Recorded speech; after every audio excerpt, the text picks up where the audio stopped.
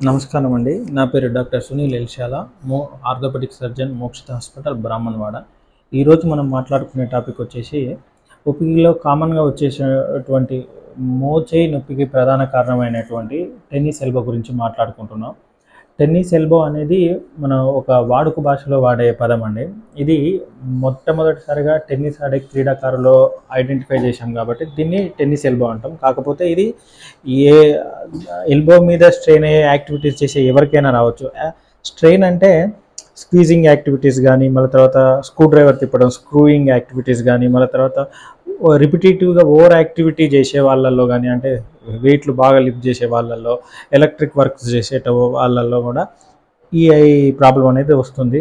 Technically దీన్ని lateral ఎపికాండైలైటిస్ అంటాం. Lateral ఎపికాండైలైటిస్ అంటే ఇప్పుడు మనం ఎల్బో జాయింట్ చూసినట్టయితే పైన బోను హ్యూమరస్ అంటామండి, కిందిది రేడియస్, ఇటు side ulna. So lateral side అంటే మనకి ఇటువైపు ఉండే బోను రేడియస్. ఈ రేడియస్ అనేది, రేడియల్ హెడ్ అనేది ఈ హ్యూమరస్తోని ఆర్టికులేట్ అవుతుంది.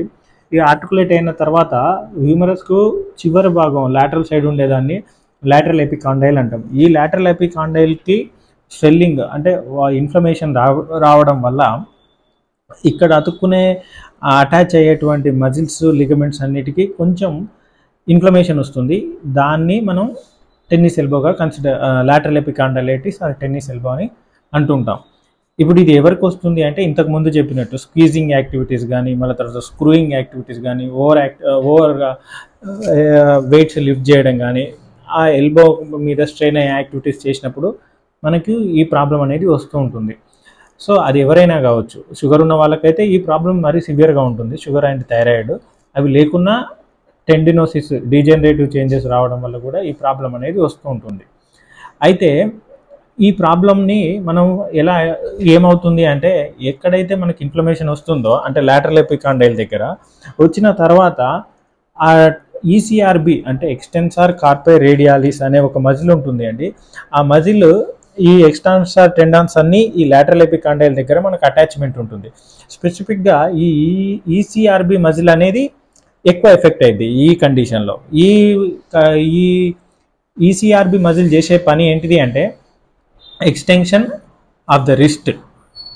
సో ఎనీ యాక్టివిటీ ఎక్స్టెన్షన్ చేసే, రిస్ట్ జాయింట్ని ఎక్స్టెన్షన్ చేసే ఏ యాక్టివిటీ అయినా దాన్ని కొంచెం మనకు ఇన్ఫ్లమేషన్ కానీ, టేర్స్ కానీ ఎక్కువ అవుతూ ఉంటాయి. సో పెయిన్ అనేది వస్తూ ఉంటుంది. క్లినికల్గా ఇప్పుడు ఏం చేయాలి అంటే మనం ఎట్లా కన్ఫర్మ్ చేయాలి అంటే ఎగ్జాక్ట్గా టెండర్నెస్ అంటే మనం ముట్టుకున్నట్టయితే ఆ బోని ప్రామినెన్స్ దగ్గర, లాటరల్ ఎపికాండైల్ దగ్గర మనకు టెండర్నెస్ అనేది ఉంటుంది.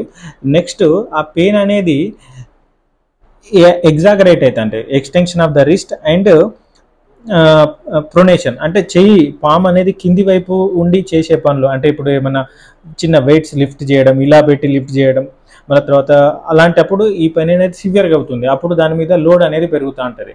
సో ఈ రెండు మెయిన్. క్లినికల్గా ఒకసారి మనం ఐడెంటిఫై చేసిన తర్వాత మనం ఎక్స్రే అనేది ఎనీ బోన్ ఇంజరీ ఏమన్నా ఉందా అనేది రూల్ అవుట్ చేసుకోవడానికి చేస్తూ ఉంటాం. ఎక్స్రే అనేది 90% నార్మల్ ఉంటుందండి.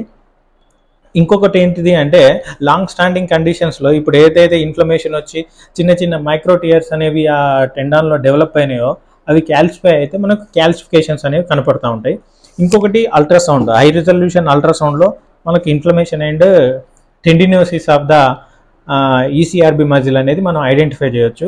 ఒకసారి ఇది కన్ఫర్మ్ చేసుకున్న తర్వాత మనం ట్రీట్మెంట్ అనేది కంటిన్యూ చేయాలి. ట్రీట్మెంట్ మెయిన్గా ఆ ఈసీఆర్బి మజిల్కి అనేది మనం రెస్ట్ ఇవ్వాలి. Rest and ice pack application అనేది మెయిన్. పెయిన్కి మనం ఆన్ అండ్ ఆఫ్గా పెయిన్ కిల్లర్స్ అంటే non steroidal anti inflammatory drugs సరిపోతాయి.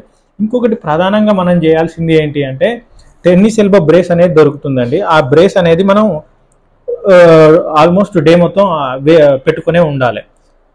పెట్టుకొని ఉండడం వల్ల ఏమవుతుందంటే ఈ ఈసీఆర్బి మజిల్ అనేది దాని యాక్షన్ అనేది మనం కొంచెం తగ్గేయగలుగుతూ ఉంటాం. కొంచెం మూమెంట్, రిస్ట్ మూమెంట్స్ వచ్చినప్పటికి కూడా అది తగ్గేయగలుగుతాం. ఇంకొకటి ఇప్పుడు ఈసీఆర్బి మజిల్ మీద స్ట్రెయిన్ పడే యాక్టివిటీస్ అంటే extension of the wrist and pronation అంటే పాము కింది వైపు ఉండే యాక్టివిటీస్ అని అవాయిడ్ చేయాలి. సో ఎక్కువసేపు మనం పామ్ అప్ అంటే సుపినేషన్లో ఉండే యాక్టివిటీస్ ఎక్కువ చేయాలంటే ఇప్పుడు ఈ టెన్నిస్ ఎల్బో ఉన్న పేషెంట్ కనీసం ఒక చిన్న పినీసి ఇట్లా లేపాలన్నా సివియర్ పెయిన్ అవుతుంది. అదే ఈ పొజిషన్లో ఉండి ఒక 1 kg బరువు లేపినా వాళ్ళకి అంత పెయిన్ రాదు. సో ప్రొనేషన్ అనేది అంటే పామ్ డౌన్ ఉండే యాక్టివిటీస్ అవాయిడ్ చేసేసి పామ్ అప్ ఉండే విధంగా చూసుకోవాలి. ఇంకొకటి టెన్నిస్ ఎల్బో బ్రేస్ అనేది చాలాసేపు వేర్ చేసి ఉండాలి. ఈ రెండింటితో పాటు ఇట్లా rest, ice pack, pain killers and position change చేసినా తగ్గకపోతే మనం ఫిజియోథెరపీ కూడా చేయించుకుంటూ ఉండాలి. లాస్ట్ ఆప్షన్గా మనం అప్పుడప్పుడు అంటే తగ్గని పరిస్థితిలో మనం 1 or 2 షాట్స్ ఆఫ్ స్టీరాయిడ్స్ అంటే రిపీటెడ్గా ఇస్తే టెండాన్ ఇంజురీ అయ్యే ఛాన్స్ ఉంటుంది. సో స్టీరాయిడ్స్ అనేవి లోకల్గా ఇంజెక్ట్ చేయడం జరుగుతుంది. దీంతో కూడా తగ్గని పక్షంలో మనం ఎక్స్ప్లోరేషన్ అండ్ టెండాన్ రిపేర్ అనేది చేయాల్సి ఉంటుంది. Thank you for watching this video. ఈ వీడియో మీకు నచ్చినట్లయితే like, share, subscribe to Mokshita hospital.